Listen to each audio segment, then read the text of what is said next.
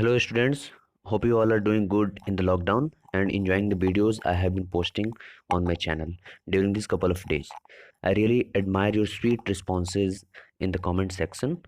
Okay, so let's get into the video. So in the previous video we have discussed these four topics. First one is boiling or vaporization, second one is condensation, third one is melting and freezing, and the fourth one is effect of pressure on different states of matter. So now today we are going to discuss another topic, which is latent heat. Okay, so let's see. सबसे पहले देखते हैं कि definition इसका क्या लिखा हुआ है. The heat energy which has to be supplied to change the state of a substance is called its latent heat. कह रहा है कि ऐसा हीट एनर्जी जिसको हम लोग सप्लाई करते हैं, किसी भी स्टेट ऑफ मैटर को देते हैं, उसके स्टेट को, उसके अवस्था को चेंज करने के लिए, ठीक है, उसको हम लोग बोलते हैं latent heat. Latent heat does not raise the temperature but latent heat has always to be supplied to change the state of a substance. कह रहा है कि लैटेंट हीट जो है, जब हम लोग अगर एक बीकर में पानी लेकर के और उसको हम बंसन बर्नर से जो है उसको गर्म करते हैं और उसमें एक थर्मोमीटर, लेबोरेटरी थर्मोमीटर यूज करते हैं, तो उसका टेम्परेचर जो अगर बॉयल करते हैं तो वेपर स्टेट में जब कन्वर्ट होता है ना 100 डिग्री सेल्सियस पे, जो वो वेपर स्टेट में कन्वर्ट होने लगेगा वो लिक्विड या वाटर जो है, तो उसके बाद भी टेम्परेचर लगेगा, उसके बाद भी क्या लगेगा, हीट एनर्जी लगेगा हमको, लेकिन उस थर्मोमीटर का जो है टेम्परेचर जो है राइज नहीं करेगा, वो बढ़ेगा नहीं, वहीं पे फिक्स्ड रहेगा. ठीक है, तो अब सोचिए कि वो हीट एनर्जी जो है, extra amount of heat energy वो गया कहाँ, तो वो extra amount of heat energy जो है force of attraction between the particles जो है वाटर के, उसको ब्रेक कर रहा है. वो क्या कर रहा है, मैटर के उस लिक्विड स्टेट ऑफ मैटर को क्या कर रहा है, वाटर के लिक्विड स्टेट ऑफ मैटर को क्या कर रहा है, चेंज कर रहा है. तो वो चेंज कर रहा है, तो इस extra amount of heat energy जो हम देते हैं किसी भी मैटर के स्टेट को चेंज करने के लिए, उसको हम लोग बोलते हैं latent heat. The word latent means hidden. Latent का मतलब होता है गुप्त, हिडन. एवरी सब्सटेंस है some forces of attraction between its particle which hold them together. कह रहा है जितने भी पदार्थ आसपास हम देखते हैं या जितने भी मैटर के अलग अलग जो स्टेट्स होते हैं, उनके पार्टिकल्स के बीच में कुछ फोर्स ऑफ अट्रैक्शन होता है, बाइंडिंग फोर्स होता है, जिससे क्या होते हैं एक दूसरे से, वो क्या होते हैं, एक दूसरे से कंपैक्टली पैक्ड होते हैं, एक दूसरे से क्या होते हैं, वो टाइटली बाउंडेड होते हैं, बंधे होते हैं एक दूसरे से. Now if a substance has to change its state, then it is necessary to break this forces of attraction between its particle. कह रहा है कि अगर मान लीजिए कि अगर किसी सब्सटेंस का पदार्थ, किसी सब्सटेंस के स्टेट को, अवस्था को हमें क्या करना है, चेंज करना है, तो सबसे पहला काम क्या करना होगा कि इनके बीच में जो फोर्स ऑफ अट्रैक्शन है इनके पार्टिकल्स के बीच में, उनको क्या करना पड़ेगा, हमको ब्रेक करना पड़ेगा.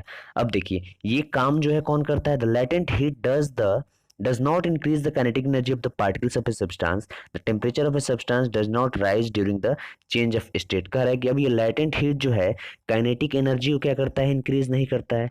ये latent heat जो है काइनेटिक एनर्जी को इंक्रीज नहीं करता है. ये एनर्जी, काइनेटिक एनर्जी को जब इंक्रीज करेगा तो क्या होगा, उस थर्मोमीटर में जो है एक्स्ट्रा टेम्परेचर जो है क्या होगा, और भी ज़्यादा टेम्परेचर जो उसमें रिप्रेजेंट करेगा वो थर्मोमीटर. लेकिन ये काइनेटिक एनर्जी को क्या करता है, चेंज नहीं करता है.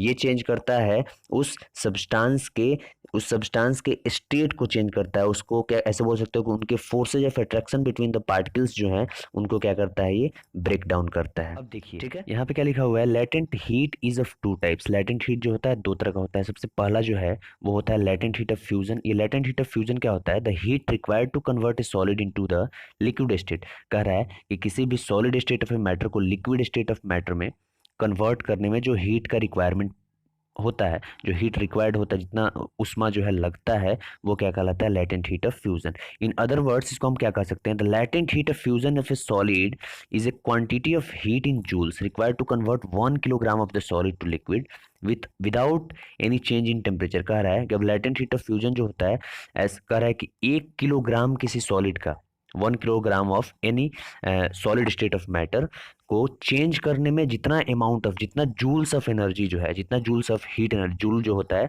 ये हीट एनर्जी का यूनिट होता है, जूल होता है, कैलोरी होता है, किलो कैलोरी होता है, किलो जूल्स होता है. ठीक है, तो ये सब जो होते हैं यूनिट होते हैं हीट के.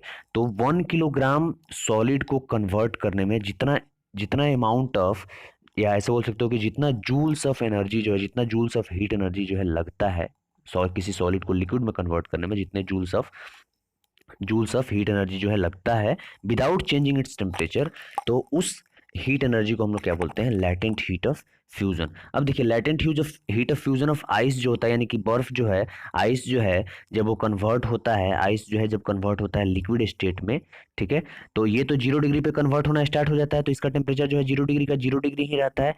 लेकिन इसके बाद भी हम इसको क्या होता है, ये जो है extra amount of heat energy क्या करता है, एब्जॉर्ब करता है, ठीक है, extra amount of heat energy इसको मिलता है। लेकिन जो है ये क्या करता है, वो extra amount of heat energy क्या करता है, इसके पूरे कंप्लीट स्टेट को, फोर्स ऑफ अट्रैक्शन को क्या करता है, ब्रेक डाउन करने में मदद करता है, ना कि टेम्परेचर को, थर्मोमीटर के टेम्परेचर को राइज करने में, ना कि टेम्परेचर को राइज करने में, ठीक है। तो ये होता है, यहाँ पे देखिए latent heat of fusion of ice क्या होता है, 3.34 इंटू 10⁵ यहाँ पे होगा 10⁵ जूल्स पर केजी। कह रहा है कि 1 किलो, ऐसे बोल सकते हो 1 किलो आइस को हमको कन्वर्ट करने में इतने joules of 3.34 into 10⁵ joules of energy जो है हमको लगते हैं, इतने अमाउंट ऑफ एनर्जी जो है, हीट एनर्जी जो है हमको लगता है कन्वर्ट करने में 1 किलोग्राम ऑफ आइस को। दूसरा होता है लेटेंट हीट ऑफ वेपराइजेशन। ये क्या होता है, देखिए यहाँ पे, the heat required to convert a liquid into the vapour state is called latent heat of vaporisation. कह रहा है जो extra amount of heat energy जो है किसी लिक्विड स्टेट ऑफ मैटर को वेपर स्टेट में, यानी कि गैसियस स्टेट में कन्वर्ट करने में लगता है, extra amount of heat energy, उसको हम लोग बोलते हैं लेटेंट हीट ऑफ वेपराइजेशन। अब यहाँ पे क्या क्या कह रहा है कि 1 किलोग्राम किसी लिक्विड का, 1 किलोग्राम लिक्विड को, ठीक है, जितना जूल्स ऑफ हीट एनर्जी जो है लगता है गैसियस फॉर्म में कन्वर्ट करने में without change in its temperature, बिना टेम्परेचर में चेंज हुए, ठीक है, जितना अमाउंट ऑफ हीट एनर्जी या जितना joules of heat energy 1 kilogram liquid को वेपर में कन्वर्ट करने में लगता है, ठीक है, वो हीट एनर्जी जो होता है लेटेंट हीट ऑफ वेपराइजेशन कहलाता है। ठीक है, यहाँ पे देखिए लिखा हुआ है क्या, latent heat of vaporisation of water जो होता है, यानी कि ऐसे बॉयल, जैसे हम लोग वाटर को जो है गर्म करते हैं, ठीक है, तो वो 100 डिग्री सेल्सियस पे जाकर क्या होता है, बॉयल होना स्टार्ट, वेपर में कन्वर्ट होना स्टार्ट हो जाता है। तो जब हम लोग बीकर में रख करके, अगर बीकर में रख करके उसको हम थर्मोमीटर डाल देते हैं और नीचे से यहाँ से क्या करते हैं, उसको हम नीचे से जो है यहाँ से गर्म करते हैं, ठीक है, तो ये 100 डिग्री सेल्सियस पे क्या होगा, जाकर के ये 100 डिग्री सेल्सियस पे जो वेपर में कन्वर्ट होना स्टार्ट हो जाएगा, तो उस टेम्परेचर को ये क्या करेगा, थर्मोमीटर जो है, ये लेबोरेटरी थर्मोमीटर जो है उस टेम्परेचर को रिप्रेजेंट कर देगा, उसके बाद भी हम एक्स्ट्रा हीट एनर्जी जो है, extra amount of heat energy इधर से नीचे से इसको प्रोवाइड कर रहे हैं, ठीक है, तो वो extra amount of heat energy क्या करेगा, पूरे लिक्विड के, ऐसे बोल सकते हो कि लिक्विड के जो पार्टिकल्स के बीच में जो फोर्सेज ऑफ अट्रैक्शन है उनको क्या करेगा, ब्रेक डाउन करेगा, ठीक है, ना कि ये टेम्परेचर का जो ये, ऐसे बोल सकते हो कि जो चेंज इन टेम्परेचर है, ऐसे बोल सकते हो ये जो यहाँ पे ऐसे क्या उसको बोल सकते हैं, जो रीडिंग है थर्मोमीटर का वो जो है चेंज नहीं करेगा, ठीक है, ये क्या करेगा, फोर्सेज ऑफ अट्रैक्शन को, binding forces of attraction between the particles of liquid को क्या करेगा, ये ब्रेक डाउन करेगा, ठीक है। तो यहाँ पे इसका देखिए क्या लिखा हुआ है कि latent heat of vaporisation of water जो है 22.5 इंटू 10⁵ जूल्स पर किलोग्राम जो है लगता है, यानी कि 22.5 इंटू 10⁵ जूल पर केजी ऑफ लिक्विड जो है, इतना joule of energy, heat energy जो है लगता है उस लिक्विड को वेपर में कन्वर्ट करने में। अब हम लोग पढ़ना है सब्लिमेशन के बारे में। सब्लिमेशन क्या होता है, बताया गया था कि the process by which solid directly changes into vapour on heating, उसी को बोला जाता है सब्लिमेशन, ठीक है, या gaseous form of any matter जो है अगर कन्वर्ट हो जाते हैं डायरेक्टली सॉलिड में ऑन कूलिंग, उस प्रोसेस को भी हम लोग बोलते हैं सब्लिमेशन। देखिए यहाँ पे क्या लिखा हुआ है, the change of a solid directly into vapour on heating and of vapours into solid on cooling is known as sublimation. कह रहा है कि ऐसा बदलाव जिसमें सॉलिड जो है डायरेक्टली वेपर्स में कन्वर्ट हो जाए हीट करने पे, या वेपर्स जो है सॉलिड में कन्वर्ट हो जाए कूल करने पे, उसको बोला जाता है सब्लिमेशन, ठीक है। The solid substance which undergoes sublimation is said to be sublime. कह रहा है कि जो सब्सटेंस जो है सॉलिड से वेपर फॉर्म में कन्वर्ट होता है उसको सब्लाइम बोला जाता है, और the solid obtained by cooling the vapours of the solid is called sublimate. और कह रहा है कि जो सॉलिड हम लोग वेपर को कूल करके, ठीक है, वेपर को कूल, जैसे कपूर जो है, कपूर को अगर हम लोग हीट करते हैं तो डायरेक्टली वेपर में कन्वर्ट होता है, उस वेपर को हम लोग जब कूल करते हैं, ठीक है, तो वो फिर दोबारा क्या होता है, कपूर में कन्वर्ट हो जाता है, तो उसको हम लोग बोलते हैं सब्लिमेट, और कपूर को हम लोग बोलेंगे सब्लाइम, ठीक है। ये कह रहा है, यहाँ पे एग्जांपल में देखिए क्या कह रहा है, when solid sodium chloride is heated it directly changes into ammonium chloride vapour. कह रहा है कि अगर हम लोग NH4Cl, इसको बोला जाता है सोडियम क्लोराइड, वो अमोनियम क्लोराइड को NH4Cl ठीक है, ये जो है वाटर सोल्यूबल सॉल्ट होता है एक प्रकार का। तो इसको अगर हम डायरेक्टली अगर अगर हम हीट करते हैं, ये क्या होता है, डायरेक्टली चेंज हो जाता है अमोनियम क्लोराइड के वेपर्स में। And when hot ammonium chloride vapour is cold it directly changes into solid ammonium chloride. और जब कह रहा है कि जब हम लोग हॉट अमोनियम क्लोराइड के वेपर को फिर दोबारा कूल करते हैं, वो जो है डायरेक्टली कन्वर्ट हो जाता है सॉलिड अमोनियम क्लोराइड में। ठीक है, तो यहाँ पे अमोनियम क्लोराइड जो सॉलिड सॉलिड फॉर्म में, जो फर्स्ट स्टेट में जो अमोनियम क्लोराइड है वो हो गया सबलाइम, और ये फिर दोबारा जो सॉलिड अमोनियम क्लोराइड हमको मिला हुआ है, ठीक है, वो क्या हो गया, वो क्या हो गया, सब्लिमेट।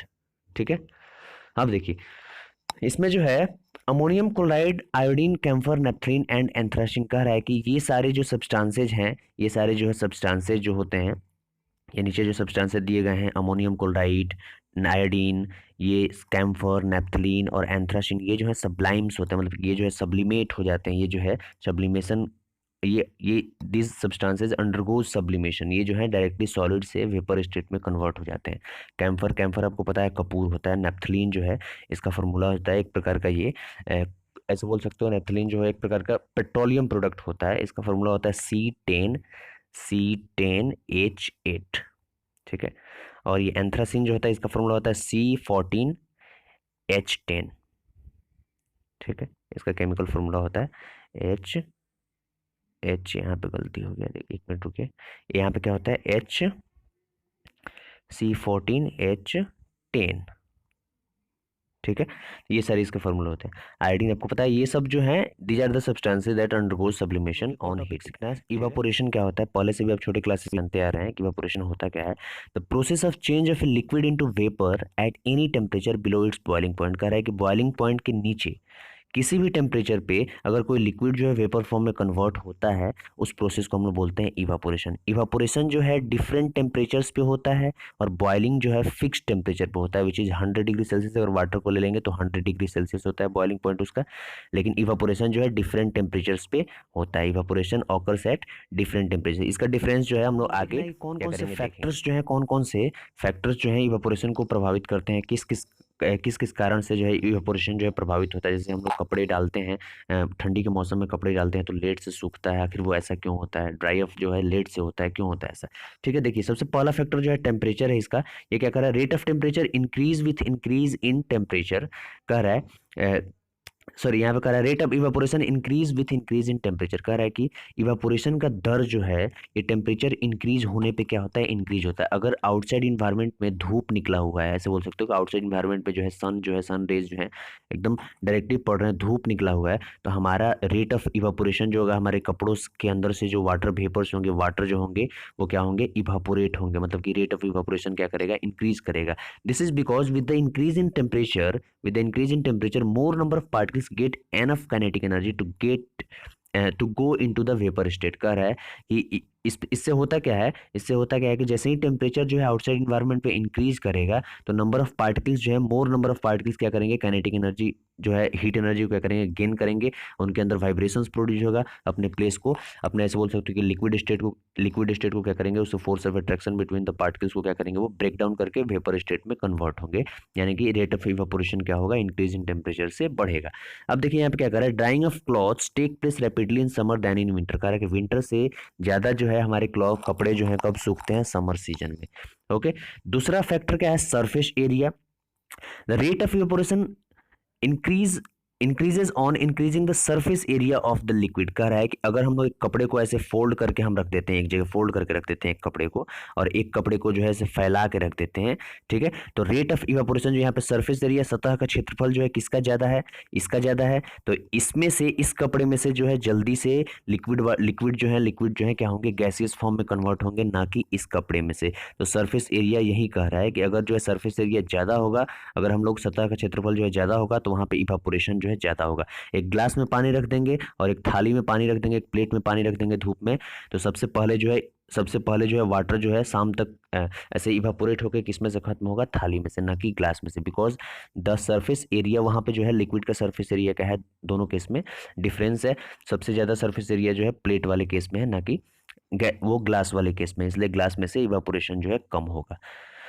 जैसे में if the same liquid is kept in a test tube and in a china dish जो है इस तरह का होता है, ठीक है। तो कह रहा है कि अगर एक एक लिक्विड को, उसी सेम लिक्विड को हम टेस्ट ट्यूब में रखते हैं और एक को चाइना डिश में रखते हैं, then the liquid kept in the china dish will evaporate more rapidly because more of its surface area is exposed to air. कह रहा है कि अब इन दोनों चीजों में जो है, टेस्ट ट्यूब में और चाइना डिश में अगर हम लिक्विड को रखते हैं, सेम लिक्विड, एक ही लिक्विड को रखते हैं, वाटर को ही मान लीजिए रखते हैं, तो सबसे पहले जो है चाइना डिश से क्या होंगे, इवापोरेशन जो है जल्दी होंगे। क्योंकि इवापोरेशन वहां पे जल्दी होगा क्योंकि सरफेस एरिया जो है, ऐसे बोल सकते हो कि वहां पे लिक्विड का सरफेस एरिया जो है वो ज़्यादा एक्सपोज्ड है आउटसाइड इन्वायरमेंट से या एयर से।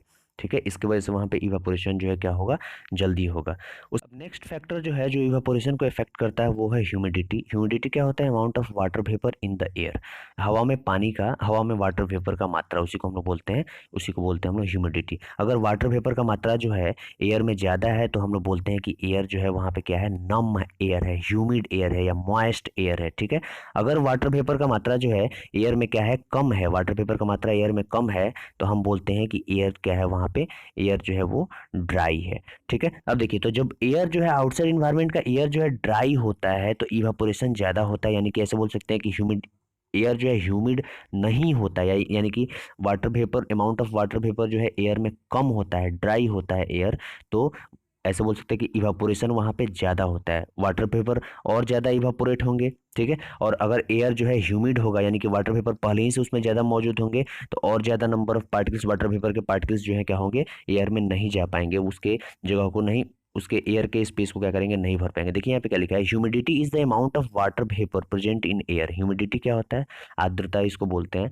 हवा में पानी का, ऐसे बोल सकते हैं हवा में जलवाष्प का मात्रा, वही क्या कहलाता है, ह्यूमिडिटी कहलाता है। अगर हवा में जलवाष्प का मात्रा ज़्यादा है तो एयर ह्यूमिड होता है, अगर कम है तो एयर क्या होता है, ड्राई होता है। Air around us can not hold more than A definite quantity of water vapour eight A given temperature. एक फिक्स टेम्परेचर पे हमारे आसपास जो हवा है वो ज़्यादा मात्रा में जो है, ज़्यादा मात्रा में वाटर वेपर को अपने अंदर क्या करता है, कंटेन नहीं कर सकता है एक फिक्स टेम्परेचर पे। If the amount of water in the air is already large, that is humidity is more, the rate of evaporation decreases. अब देखिए, अगर एयर में पहले ही से ज़्यादा more amount of water vapour जो पहले ही से मौजूद है, यानी कि बोल सकते हैं कि ह्यूमिडिटी ज़्यादा है, तो इवापोरेशन का रेट जो होगा क्या होगा, कम होगा। यानी कि इवापोरेशन, यानी कि वाटर वेपर्स, लिक्विड जो है वाटर वेपर्स में जब कन्वर्ट होंगे तो वो हवा में नहीं जा पाएंगे। ठीक है, यानी कि हो ही नहीं पाएगा, रेट ऑफ इवापोरेशन नहीं होगा, तो दस द ह्यूमिडिटी नहीं होगा तो इवापोरेशन जो है नहीं हो पाएगा। दस the rate of evaporation increases with increase in humidity in the atmosphere. कह रहा है कि इसलिए आप कह सकते हैं क्या, कि इवापोरेशन का रेट जो है इंक्रीज करता है ह्यूमिडिटी के डिक्रीज होने पे। यानी कि एटमॉस्फेयर में अगर ह्यूमिडिटी डिक्रीज कर रहा है तो इवापोरेशन क्या करेगा, इंक्रीज करेगा। यानी कि एयर जो है ह्यूमिड होगा तो इवापोरेशन जो है नहीं होगा, मतलब लेस होगा, और एयर जो है ड्राई होगा तो ऐसे वो उसको बोलेंगे कि रेट ऑफ इवापोरेशन जो है क्या होगा, इंक्रीज करेगा, मोर होगा। अब देखिए यहाँ पे कह रहा है कि drying of clothes on A humid day. कह रहा है कि एक शुष्क दिन में, मतलब ऐसे ह्यूमिड डे में जब ह्यूमिडिटी जो है एयर में ज़्यादा होता है तो उस समय हमारे कपड़े जो होते हैं क्या, रेट ऑफ इवापोरेशन जो है एकदम लो होता है। अगर ड्राई एयर होता है तो वहाँ पे क्या होता है, कपड़े जो है सूखते हैं। उसके बाद कह रहा है चौथा फैक्टर जो है वो है विंड स्पीड का। ये क्या कह रहा है, देखिए यहाँ पे, the rate of evaporation also increases with increase in speed of wind. कह रहा है कि अगर विंड का स्पीड ज़्यादा है, जैसे मान लीजिए कि जहाँ से मतलब इवापोरेशन हो रहा है उसके ऊपर का एयर जो है हवा के द्वारा बहा करके लेके चला, हवा जो है बह करके आगे उसको वाटर वेपर्स को लेके चला गया, तो नए नए जो है एयर वहाँ पे और एक्स्ट्रा अमाउंट ऑफ एयर आ जाएंगे, जिसके अंदर जो है क्या होगा, वाटर वेपर्स मौजूद नहीं रहेंगे। तो वाटर वेपर्स वहाँ पे मौजूद नहीं रहेंगे तो वहाँ पे इवापोरेशन जो होगा ज़्यादा होगा। तो विंड स्पीड अगर ज़्यादा होता है तो इवापोरेशन भी क्या हो जाएगा, ज़्यादा हो जाएगा। यहाँ पे देखिए क्या कह रहा है कि this is because with increase in speed of wind the particles of water vapour move away with wind resulting decrease in the amount of vapours in the atmosphere. कह रहा है या विंड स्पीड, हवा का जो मतलब बहाव जो होता है, विंड स्पीड जो होता है, उससे क्या होता है, जिस एयर में वाटर वेपर मौजूद होते हैं वो क्या करते हैं, वो हवा क्या करता है, उसको बहा करके आगे लेके चला जाता है। ठीक है, हवा जो है क्या करता है, उसको बहा करके आगे लेके चला जाता है। इससे क्या होता है, अमाउंट ऑफ वेपर जो होता है, amount of water vapour atmosphere में क्या होता है, डिक्रीज होता है, जिसके वजह से रेट ऑफ इवापोरेशन जो है इंक्रीज करता है। जैसे में clothes dry faster on A windy day. जो जब हवादार जब दिन रहता है, यानी कि विंड वाले स्पीडी विंड्स जब बहते हैं, दिन के समय जो है स्पीडी विंड्स जब बहते हैं तो उस समय क्या होता है, हमारे कपड़े जो हैं जल्दी से सूखते हैं। तो ये था effects of different factors that affect our, ऐसे different factors that affect evaporation के बारे में। ठीक है।